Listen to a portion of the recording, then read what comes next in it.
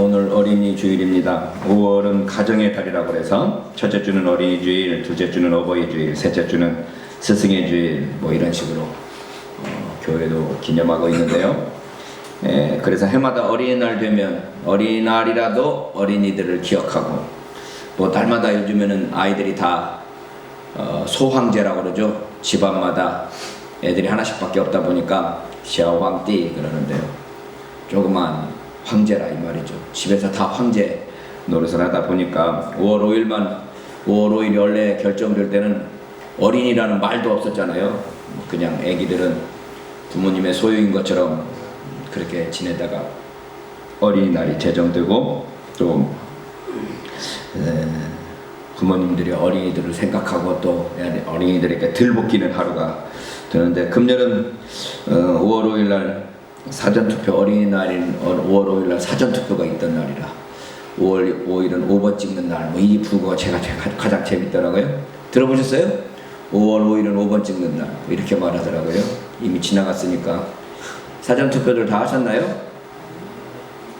25%가 넘었다면은 대단한 투표율이죠. 뭐 편하니까 앞으로 모든 사람들이 사전투표 할 것 같아요. 왜냐하면 꼭 그 투표소로, 자기 있는 투표소 갈 필요 없이 얼마든 아무 지역이나 가도 되는 곳이니까 그런 이야기들이, 그런 생각들이 듭니다. 뭐 해외 기자들이 와서 깜짝 놀랐다 뭐 이런 뉴스도 듣고 그러는데, 이번에 내일 모레 있는 선거에서 여러분 소신껏 또 이 나라를 생각하는 마음으로 투표에 임하셔서 정말 나라와 민족을 걱정하고 또 위해서 헌신하는 참된 일꾼이 뽑히는 귀한 선거가 되었으면 좋겠습니다. 오늘 어떻든 저희 교회도, 우리 교회도 어린이 주일인데, 어린이 주일에 가장 많이 들었던 설교가 오늘 누가복음 18장에 있는 본문입니다. 어린아이가 예수님께 나오니까 제자들이 막 꾸짖었던 거죠. 어린아이들이 뭘 알겠어요. 그냥 꾸짖으니까 예수님께서 그 꾸짖는 제자들을 꾸짖으시면서 어린아이들 내게 오는 걸 금하지 말고, 우리 어린아이가 바로 이런 하늘나라가 바로 이 어린아이처럼 하늘나라를 받드는, 하늘나라를 그렇게 사모하는 그런 사람들만이 하늘나라에 들어갈 수 있다, 이렇게 말씀을 하죠. 생각해보면 어렸을 때만큼 천국을 사모하고 천국을 진짜 믿고 막 이렇게 했던 적이 없는 것 같아요. 나이 들어가면서 이제 생각을 해보니까, 옛날에는 예수님이 곧 오실 줄 알았는데 이제 생각을 해보면 예수님 오시는 것보다 제가 죽는 게 더 빠를 것 같아요. 그런 게 생각되지 않습니까? 그러다 보니까 이제 우리가 천국에 대해 생각하는 것도 어린아이들과 같은 모습들에서 많이 벗어나기도 합니다. 그래서 이 성경에서는 갓난아기 같은 믿음, 갓난아기처럼 베드로도 그렇게 말하죠. 갓난아이들 같이 신령한 젖을 사모하라, 이렇게 말하는 거죠. 어린아이가 젖을 사모하듯이 하늘나라를 사모하고 신령한 젖을 사모하고 주님의 말씀을 사모하라. 그러므로 우리가 구원에 이르도록 자랄 수 있다, 이렇게 말하는 거죠. 제가 신학을 공부하다 보니까 공관복음에서는 이렇게 어린아이처럼 되라고 말씀하시던 것을 요한복음에서는 어린아이가 되는 것으로 끝이지 아니하고 아예 다시 태어나라고 말하죠. 거듭나라고 말하죠. 진실로 진실로 내게 이르노니 사람이 거듭나지 아니하면 하나님 나라를 볼 수 없다. 이 공관복음에서는 어린아이처럼 되지 아니하면 하나님 나라를 들어갈 수 없다고 그러더니, 요한복음에서는 아예 새롭게 태어나서 거듭나지 않으면 하나님 나라가 볼 수 없다라고 말합니다. 그러니까 이게 나이 드신 니고데모가 아니 어떻게 다시 태어날 수 있습니까? 모태에 다시 들어갔다 나와야 됩니까? 이런 좀 순박한 질문을 하니까 예수님께서 진실로 진실로 내게 이르노니 사람이 물과 성령으로 거듭나지 아니하면, 다시 나지 아니하면 하늘나라에 들어갈 수 없다. 위로부터 나지 아니하면 하늘나라에 들어갈 수 없다, 이렇게 말씀하고 있죠. 그러니까 우리가 이 어려지는 것도 중요하지만 아예 다시 태어날 정도로 새로운 어떤 재탄생이 필요하다고 주님께서 말씀하시는 겁니다. 어린아이에 대한 이야기가 이렇게 긍정적인 이야기만 있는 게 아니라 부정적인 이야기도 있습니다. 히브리서 5장 12절로 이하에 보면 때가 오래므로 너희가 마땅히 선생이 되어야 할 터인데 너희가 다시 하나님의 말씀의 초보가 무엇인지 누구에게 가르침을 받아야 할 것이니 젖이나 먹고 단단한 식물을 못 먹을 자가 되었도다. 대저 젖을 먹는 자마다 어린아이니 어린아이가 젖을 먹고 의의 말씀을 경험하지 못한 자여 단단한 식물은 잠잠한 것 장성한 자의 것이니 저희는 지각을 사용함으로 연단을 받아 선악을 분별하는 자들이다. 이렇게 말합니다. 그러니까 어린아이들은 아직 단단한 음식을 못 먹는 젖이나 먹는 사람들이고 성장해서 좀 단단한 식물을 먹을 수 있는 사람들로 성장해라 이런 이야기를 하면서 그 성장의 필요성을 이야기하죠.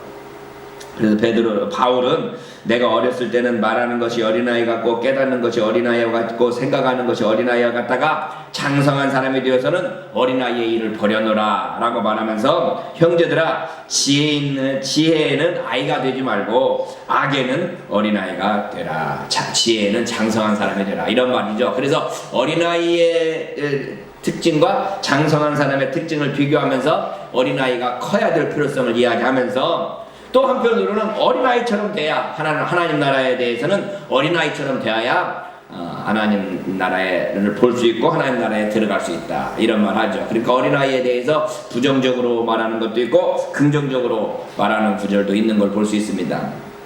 저는 이 성경의 어린아이들에 대한 교훈을 제가 이렇게 알고 있던 제가 이 노자를 읽으면서 감탄했던 구절이 있습니다. 제가 자주 학생들한테 써주는 구절인데 노자 48장입니다. 여러분 4페이지에 한자가 있으니까 한번 한자 좀 보세요. 위학 일익 위도 일손 이렇게 되어 있습니다. 학문을 위해서는 일이라는 게 날마다 그런 말이죠. 학문을 위해서는 날마다 더해가야 되지만 위도 일손 도를 위해서는 날마다 손해본다 덜어간다 이렇게 더하고 덜하고 이런 거죠. 하나는 플러스를 해야 되고 하나는 마이너스를 해야 된다 이렇게 되어 있죠. 그러니까 이 학문을 하기 위해서는 날마다 더해가야 되지만 도를 위해서는 날마다 빼기 해 나가야 된다 이런 이야기죠. 손지우손 그러니까 덜어내고 또 덜어내고 또 덜어내면 이지우무위 마침내 무위에까지 이르게 된다. 그 지극한 경지에 무위 아무것도 하지 않는 경지에 이르게 된다. 그래서 무위이 무불위 이건 참 노자에서 유명한 말이죠. 무위 아무것도 하지 않는데 무불위 하지 않는 것은 아무것도 없다는 거죠. 여러분 아무것도 하지 않으면서 하지 않는 것은 아무것도 하지 않는 일이 없는 분이 누굽니까? 하나님이시죠. 하나님은 우리 눈에 보면 아무것도 하지 않는 것처럼 보여요.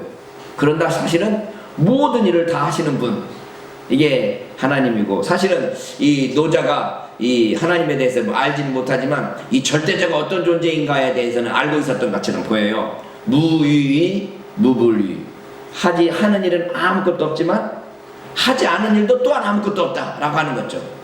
그래서 취처나 상이 무사 천하를 취하기 위해서는 항상 아무 일도 없어야 되는데 만약 일이 있다면 부족이 취처나 천하를 얻는데 부족하다라고 하는 거예요.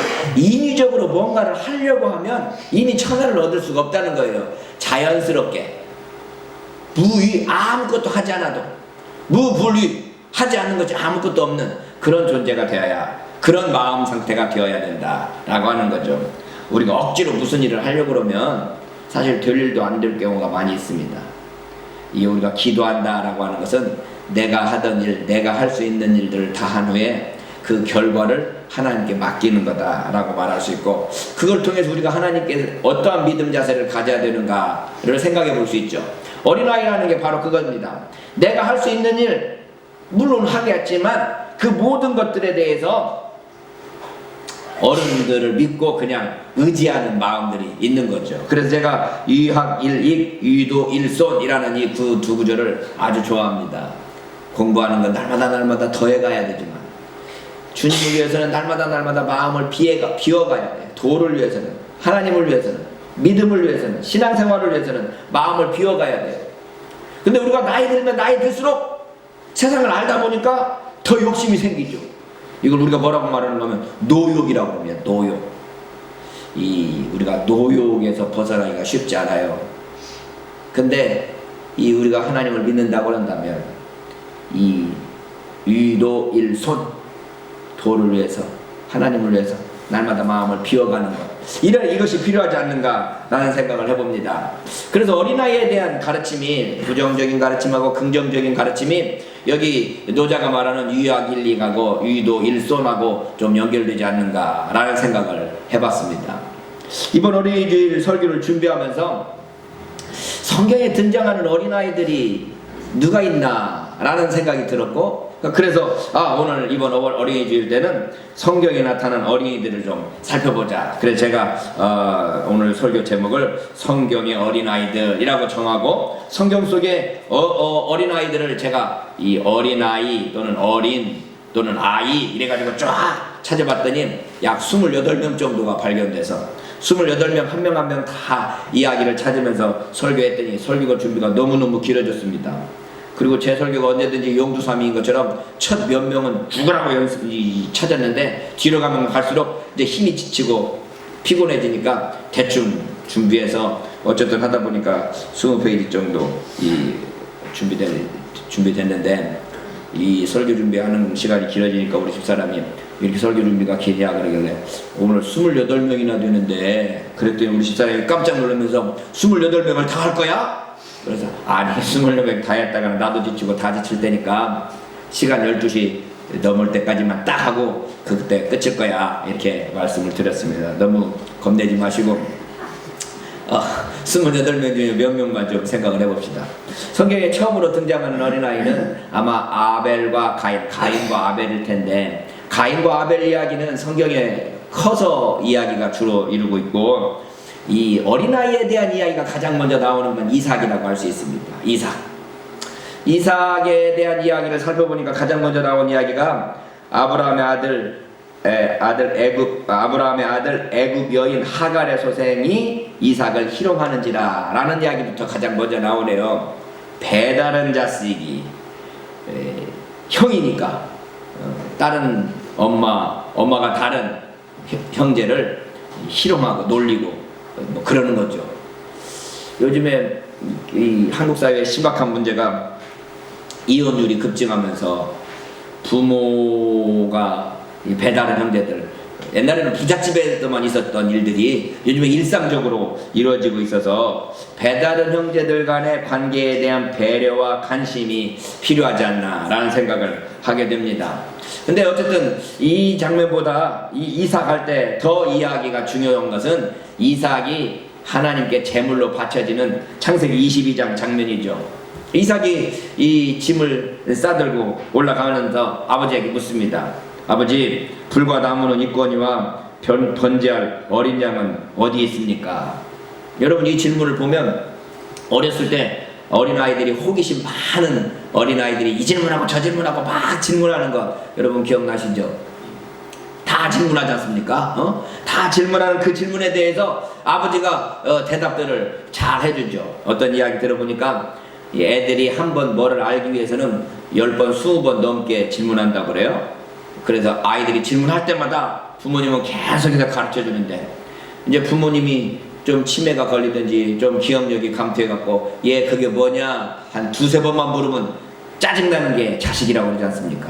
자식은 부모한테 10번, 20번을 물어도 부모가 다 대답하는데, 부모가 자식한테 3번만 물어봐도 신경질 내는 게 자식이라, 뭐 이런 말을 한 적이 있는데, 이삭이 아버지한테 그런 질문하니까 아버지가 이삭한테 하나님께서 다 준비해 놓으실 것이다 이렇게 말씀하지 않습니까? 아브라함 믿음도 대단하지만 이삭이 아버지 말씀에게 순종하는 모습들이 참 인상 깊죠. 이때 이삭이 몇 살이었는가는 나오지 않지만 어쨌든 이 아버지 말에 순종하는 어린 자녀의 모습을 볼 수 있습니다. 그때 하나님께서 이삭 대신에 어린 양을 준비하시면서 그 아이에게 네 손을 대지 말라, 아무 일도 그에게 하지 말라, 네가 네 아들 내 독자라도 내게 아끼지 아니하였으니 내가 이제야 네가 하나님을 경외하는 줄을 아노라 하는 창세기 22장 12절 말씀이 유명한 말씀이죠. 기독교 전통에서는 이 구절을 어떻게 해석하는가 하면, 아브라함이 자기 독자 이삭을 하나님께 바쳤기 때문에 하나님께서도 하나님의 독자 예수 그리스도를 이 땅에 보내실 수 있는 이러한 상호 기브앤테이크가 이루어졌다. 뭐 이렇게 해석할 정도로 아브라함이 독자 이삭을 바친 사건은 하나님께서 독자 예수 그리스도를 이 땅에 보내신 사건과 맞먹는 그러한 사건으로 해석될 수 있는 이야기고, 그러다 보면 이삭이 아버지 앞에 말없이 순종했던 이 순종은 예수님께서 아버지 하나님께 죽기까지 순종했던 그 순종의 예표다 라고 할 수 있습니다. 그래서 이삭 이야기는, 이삭의 생일은 구약 성경의 크리스마스다 이런 말 하죠. 아브라함에게 있어서 이삭의 생일은 구약 성경의 크리스마스다 라는 말을 할 정도로 이삭은 아들의 역할로 온 일평생을 마치는 걸 볼 수 있습니다. 야곱과 에서가 있고 요셉과 베냐민이 있지만 오늘 저는 모세를 좀 주목해 보고 싶습니다. 창세기의 어린아이들이 족장으로서 커나가는 모습이라면 출애굽기에서 어린아이는 민족의 지도자로서 성장하는 모세인데, 모세 이야기를 들어보면 버려진 아이라는 거죠. 버려진 아이. 제가 옛날에는 출애굽의 모세에 대해서 관심을 가졌다면 요즘에는 이런 문제들에 대한 관심이 더 많아지는 것 같아요. 모세 이야기를 딱 보면서 몇 가지 생각납니다. 첫 번째는 태어나서는 안 되는 어린아이들이 있느냐. 모세가 태어나자 엄마 아빠가 겁나가지고 왜 하필이면 아들 태어났을까 하면서 겁나가고 아이들을 죽이지 못하고 이걸 보호하지 않습니까? 이 세상에 태어나서는 안 되는 생명이 있습니까? 지금도 태어나서는 안 된다고 생각되는 어린아이들이 모태에서 태어나기도 전에 죽어가는 숫자를 헤아릴 수 없습니다. 제가 이 수술 이름을 몰라서 집사람한테 물어봤더니 임신 중절 수술이라고 해요. 어린아이들 띄어버리는 수술. 이걸 우리는 그냥 어린아이는 아직 생명이 아니니까 초음파나 첨단 기술을 이용해서 장애아일 가능성이 있다는 이유로 죽이기도 하고, 필요 없는 아이가 임신 의도가 없었던 애가 태어났다고 해서 죽이기도 하고, 이 아이들을 쉽게 태아 살해를 해버리는데 이게 정말 이 그리스도인으로서 해야 될 일인가 라는 거에 대한 이 생각을 해봐야 되는 거죠. 제가 중국에 갔더니 중국 엄마와 강의를 듣던 어떤 여성이 저에게 오더니 목사님 저는 정말 하나님 앞에 회개해도 마음 가운데 남는 게 있습니다. 뭐냐 그랬더니 중국의 그 당시 1자녀, 지금은 이제 많이 풀어졌지만 벌써 10년 전 20년 전 이야기니까, 한 자녀 그 정책 때문에 자기가 애가 들어섰다 그러면 띄어내가지고 2회 정도를 띄어냈다는 거예요. 그러면서 자기가 그 죄를 어떻게 감당하냐고 말하길래 제가 뭐라고 대답해 주기가 그러더라고요. 국가적인 시책이 애기들 막 띄어내는 시책으로 변해버렸는데, 그래서 제가 그런 이야기를 했습니다. 내 개인적으로 짓는 죄도 있지만 국가적인 죄도 있다. 그 국가적인 죄에 대한 책임까지 하나님께서 우리에게 묻지는 않을 것이다. 그러니 하나님께 회개하고 마음을 편하게 가져라 이런 말을 했습니다. 왜 아이들을 떼어냅니까? 이거 필요 없는 애라고 생각하기 때문에